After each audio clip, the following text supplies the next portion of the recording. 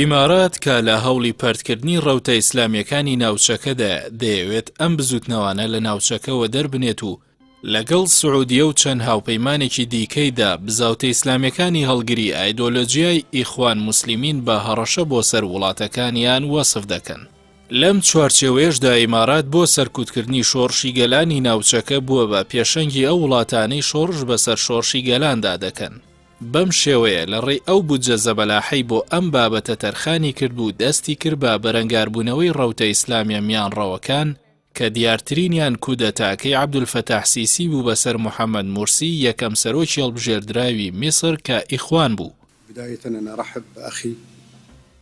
ئیدارەی ئەبوزەبی کە دوای هاتنە سەر حوکمی ئیخوانەکانی میسر لە هەڵبژاردنەکانی 2012دا هەڵوێستەکانیان لە دژایەتی شۆڕشی ڕاستەقینەی گەلان ئاشکرا کرد و پشتیوانی لەو کودەتا سەربازیە کرد کە لە ماوەی کەمتر لە ساڵێکدا لە 3 تەمووزی 2013 ئەنجامدرا. دەزوەردانەکانی ئیمارات لە سووریا، لیبیا و یەمەن ئیدارەدانی دژبەرانی شۆڕش بووەتە هۆی هەڕەشەی ناوخۆ و پێکدادانی سەربازی لەو وڵاتانە. ئەمەش تەشەنەسەندنی قەیرانی مرۆیی زیاتری لێکەوتووەتەوە و چارەسەری کێشەکانی بەڕێگەی سیاسی گەیاندووەتە خاڵی بنبەست. دەسەڵاتدارانی ئیمارات لە 2014 بەرەکانی خۆی لە یەمەن و لیبیاش کردەوە. لە لیبیا پشتگیری لە سەرکردەی هێزە نایاساییەکانی سەر بە خەلیفە حەفتەر کرد لە دژی حکومەتی لیبیا بە سەرۆکایەتی فائز سەراج کە لەلایەن کۆمەڵگەی نێودەوڵەتیەوە دانی پیادانراوە. لە ئێمەنیش پشتگیری لە ئەنجومەنی ڕاگوزەری باشووری جوودا خواز کرد لە دژی پارتی ئیسلاح کە بەوە ناسراوە لە ئیخوان نزیکە. دواتر ئەنجومەنی ڕاگوزەری باشوور بەوە تۆمەتبار کرا کە بۆسەی بۆ بەرپرسانی پارتی چاکسازی یەمەن داناوە.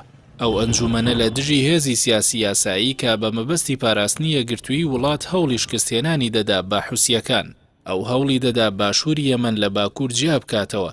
بەڵام هەوڵەکانی ئیمارات بۆ کەنارخستنی پارتی ئیسلاح سەرکەوتوو نەبوو. پارتەکە لە ژێر چەتری حکومەتی یاسایی لا کارەکانی بەردەوام بوو. پشتیوانەکانیشی هاتنە ڕیزی هێزەکانی حکومەت کە لە دژی حوسیەکان دەجەنگن.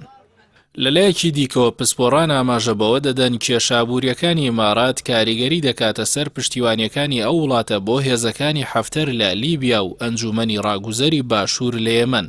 تیشکیش دەخەنە سەر ئەوەی کە هاوپەیمانانی ئەبوزەبی لەو دوو وڵاتە سەرکەوتوو نەبوون لە پەیڕەوکردنی سیاسەتەکانی ئیمارات. ئەنوەر قرقاژ وەزیری دەوڵەت بۆ کاروباری دەرەوە لە حکومەتی ئیمارات لە 18 حوزەیران بە ئاژانسی بلومبێرگ ئەمریکی ڕاگەیاند کە هۆکاری ئەو شکستە بۆ بڕیاری تاگلایەنانەی ژمارەیەک لە دۆستەکانیان دەگەڕێتەوە وتی لەم دواییەدا هەستمان بە هەڵوێستێکی لەو جۆرەی ئەنجومەنی ڕاگوزەری باشوور لە یەمەن و حەفتەر لە لیبیا کرد. دەریشکەوت کە ئەم جۆرە لێکدانەوە تاگلایەنانە زۆربەیان هەڵن. پسپۆڕان ئاماژە بەوە دەدەن بەهۆی ڕەوشی ئابووریەوە ئیمارات واز لە پشتیوانیکردنی حەفتەر و ئەنجومەنی ڕاگوزەری باشوور دەهێنێت یاخود هەر هیچ نەبێت پشتیوانیەکانی بۆ ئەو هێزانە کەم دەکاتەوە.